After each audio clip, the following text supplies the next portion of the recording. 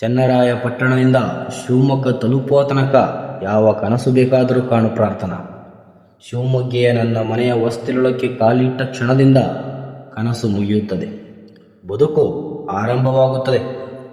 ನನ್ನ ಕೋಣೆಯೊಳಕ್ಕೆ ಬಂದಿರು, ಅದಿನ್ನು ಮೇಲೆ ನಿನ್ನದ್ದು. ನನ್ನ ಬದುಕಿಗೆ ಬಂದಿರು, ಅದಿನ್ನು ಮೇಲೆ ನಮ್ಮಿಬ್ಬರದ್ದು. ಇಷ್ಟಕ್ಕೂ ನೀನೇನಾಗಬೇಕು ಪ್ರಾರ್ಥನಾ?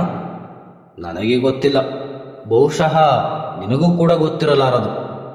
ಈಗಲೇ ಅದಕ್ಕೊಂದು ಹೆಸರಿಡುವುದು ಬೇಡ. ನಾನು ಗಂಡಸು, ನನ್ನ ಹೆಸರು ಹಿಮೋನ್. ನೀನು ಹೆಂಗಸು, ನಿನ್ನ ಹೆಸರು ಪ್ರಾರ್ಥನಾ. ಅಷ್ಟು ವಿವರಣೆ ಸಾಕು.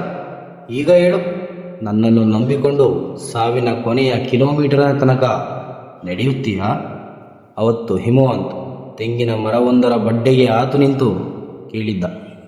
ಪ್ರಾರ್ಥನಳ ಕಣ್ಣುಗಳಲ್ಲಿ ಇಬ್ಬನಿ ಇತ್ತು. ತನ್ನ ಮನೆ ಎಂಬ ಪುಟ್ಟ ನರಕದಿಂದ ಹೊರಬೀಳಲು ಅವಳು ತೆಗೆದುಕೊಂಡದ್ದು 16 ದಿನ. 17ನೆಯ ಸಂಜೆ ಅವಳು ಚನ್ನರಾಯಪಟ್ಟಣದ ಬಸ್ ಸ್ಟ್ಯಾಂಡಿನಲ್ಲಿದ್ದಳು. ಕೈಯಲ್ಲೊಂದು ಅರುಕು ಚೀಲವೂ ಕೂಡ ಇರಲಿಲ್ಲ. ಕಣ್ಣುಗಳಲ್ಲಿ ಮಾತ್ರ ತುಂಬು ಕನಸಿತ್ತು. ನಿನಗೆ ಏನಾಗಬೇಕು ಅಂತ ಆಸೆ ಇದೆ ಪ್ರಾರ್ಥನಾ? ಅರಸೀಕೆರೆಯ ಸಮೀಪದ ಹಳ್ಳಿಯೊಂದರ ಗುಡಿಯ ಪೌಳಿಯ ಕಲ್ಲು ಕಂಬಕ್ಕೆ ಬೆನ್ನು ಅದುಮಿ ಕುಳಿತಿದ್ದ ಹಿಮವಂತ್ ಅವಳನ್ನೇ ದಿಟ್ಟಿಸಿ ನೋಡಿ ಕೇಳಿದ್ದ. ಅವಳು ಉತ್ತರಕ್ಕಾಗಿ ತಡುಕಾಡಲೇ ಇಲ್ಲ. ಸರಾಗವಾಗಿ ಅವನೆಡೆಗೆ ತಿರುಗಿ ನೋಡಿ ಹೇಳಿದ್ದಳು, ನಾನು ಡಾಕ್ಟರ್ ಆಗಬೇಕು ಹಿಮವಂತ್. ಲಕ್ಷಾಂತರ ಮಕ್ಕಳಿಗೆ ಅಮ್ಮನಾಗಬಲ್ಲಂತಹ ಮಕ್ಕಳು ಡಾಕ್ಟರು, ಅದೇನಾ ಹಿಮವಂತ್? ಅವನು ದೇವಸ್ಥಾನದ ಎದುರಿಗಿನ ಪುಷ್ಕರಣಿಯತ್ತ ನೋಡಿದ್ದ. ಸಂಜೆಯ ಬಿಸಿಲಿಗೆ ನೀರು ತಳತಳಿಸುವಂತಿತ್ತು. ಎಣಿಸುವ ಜರೂರತ್ತೇ ಇರಲಿಲ್ಲ. ಜೇಬಿನಲ್ಲಿರೋದು 180 ರೂಪಾಯಿ. ಪ್ರಾರ್ಥನಾ ಡಾಕ್ಟರ್ ಆಗ್ತಾಳ?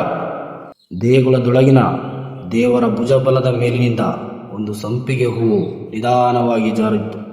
ತನ್ನೊಳಗೆ ಉದ್ಗರಿಸಿಕೊಂಡಿತ್ತು, ತಥಾಸ್ತು, ಅವಳು ಡಾಕ್ಟರ್ ಆಗ್ತಾಳೆ. ಹಾಗಂತ ಹಿಮವಂತ್ ನಿರ್ಧರಿಸಿದ್ದ. ಹಸಿವು ಮತ್ತು ಕಾಮ ಎರಡೂ ಹಾಗೇನೆ ಪ್ರಾರ್ಥನಾ. ಅದುಮಿದಷ್ಟು ಭಾಸಿಸುತ್ತವೆ, ತಣಿಸಿದಷ್ಟು ಕೆರಳುತ್ತವೆ. ಕಷ್ಟಪಟ್ಟು ನಿರ್ಲಕ್ಷ್ಯ ಮಾಡಿ ನೋಡು, ಅವು ಕ್ರಮೇಣ ತಣ್ಣಗಾಗುತ್ತವೆ. ಆಗಷ್ಟೇ ತಂದ ಇಡ್ಲಿಯ ಚೂರೊಂದನ್ನು ಮುರಿದು ಬಾಯಿಗಿಟ್ಟುಕೊಳ್ಳುತ್ತಾ ಕೇಳಿದ್ದ. ಪ್ರಾರ್ಥನಾ ಮಾತನಾಡಲಿಲ್ಲ.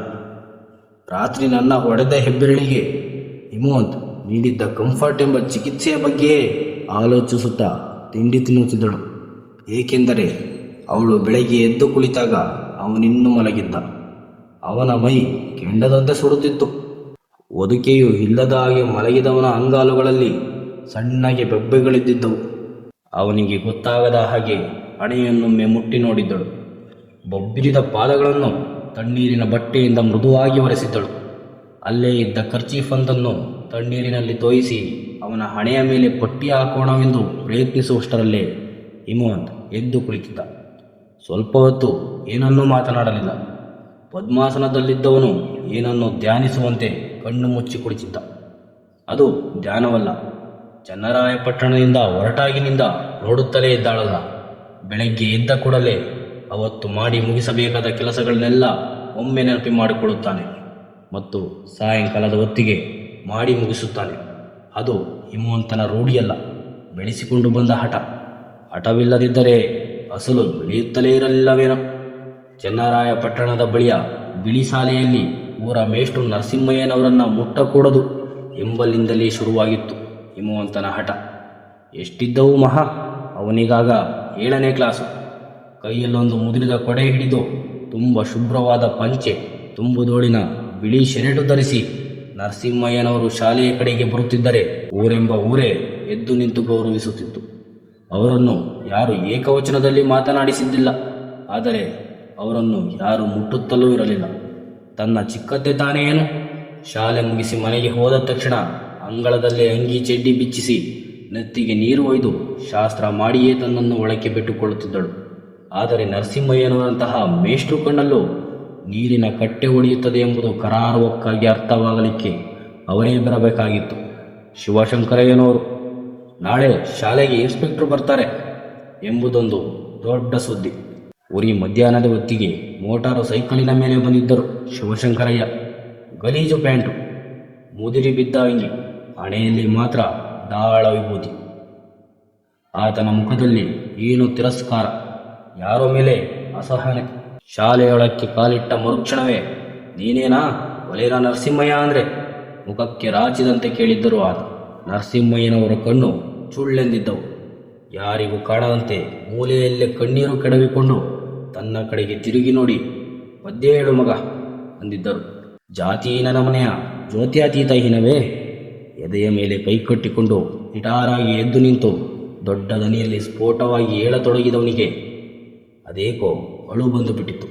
ಸಾಯಂಕಾಲ ಶಾಲೆಯ ಹಿಂದಿನ ಮಾವಿನ ತೊಪ್ಪಿನಲ್ಲಿ ಬಾಯಿಗೆ ಒಲ್ಲಿ ಅಡ್ಡವಿಟ್ಟುಕೊಂಡು ಒಬ್ಬರೇ ಬಿಕ್ಕುತ್ತ ನಿಂತಿದ್ದ ನರಸಿಂಹಯ್ಯ ಮೇಷ್ಟ್ರನ್ನ ಅವರು ತನ್ನ ಮೇಷ್ಟ್ರು ಎಂಬುದನ್ನು ಮರೆತು ಓಡಿ ಹೋಗಿ ತಬ್ಬಿಕೊಂಡಿದ್ದ ಹಿಮವಂತ್ ಇಬ್ಬರು ತುಂಬ ಹೊತ್ತು ದುಕ್ಕಳಿಸಿ ಹತ್ತಿದ್ದರು.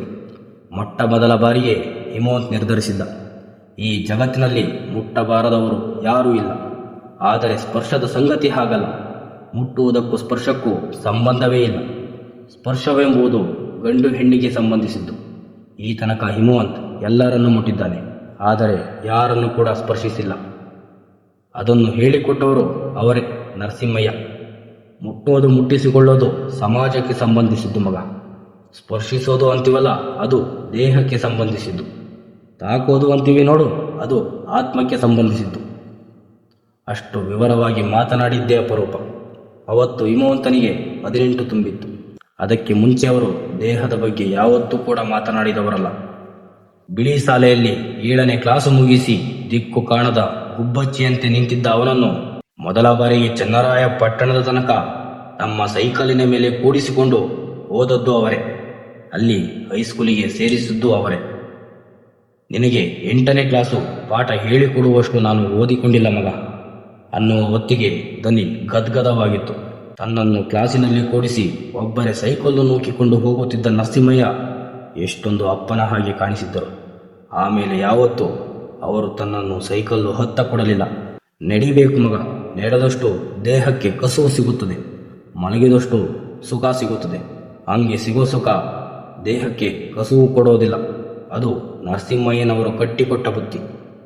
ಜ್ವರದಲ್ಲೇ ಎದ್ದು ಬೊಬ್ಬೆ ಇದ್ದ ಕಾಲಲ್ಲೇ ಹೋಟೆಲಿಗೆ ಹೋಗಿ ತಿಂಡಿ ತರುತ್ತೇನೆಂದು ಹೊರಟವನನ್ನು ಪ್ರಾರ್ಥನಾ ತಡೆದಿದ್ದಳು. ಈ ಸ್ಥಿತಿಯಲ್ಲಿ ಹೋಟೆಲಿನ ತನಕ ನಡೆದು ಹೋಗುವುದು ಬೇಡ. ಕಣ್ಣಲ್ಲಿ ವಿನಂತಿ ಇತ್ತು.